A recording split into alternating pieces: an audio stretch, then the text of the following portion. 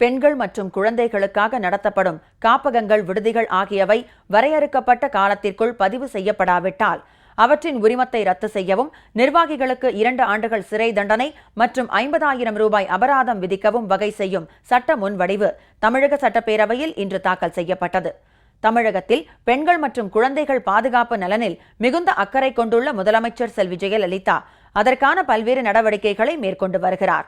இந்த நிலையில் பெண்கள் மற்றும் குழந்தைகளை பாதுகாக்கும் காப்பகங்கள், விடுதிகள் ஆகியவற்றை முறைப்படுத்துவதற்கு வகை செய்யும் சட்ட முன்வடிவை சமூக நலம் மற்றும் சத்துணர்வுத்துறை அமைச்சர் திருமதி ப. வளர்மதி சட்டப்பேரவையில் இன்று தாக்கல் செய்தார்.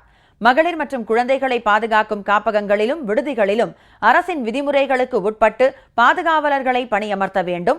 அங்கு வருகை தருவோர் தொடர்பான பதிவேடுகள் உரிய முறையில் பராமரிக்கப்பட வேண்டும்.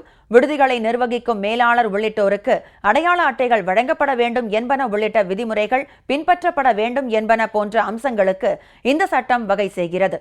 மேலும் மகளிர் மற்றும் குழந்தைகள் நல காப்பகங்களை உரிய காலத்திற்குள் பதிவு செய்ய தவறினால் அவற்றின் உரிமம் ரத்து செய்யப்படுவதோடு உரிமையாளர்கள் மீது 2 ஆண்டுகள் சிறை தண்டனை, 50,000 ரூபாய் அபராதம் விதிக்கவும் சட்டத்தில் வகை செய்யப்பட்டுள்ளது.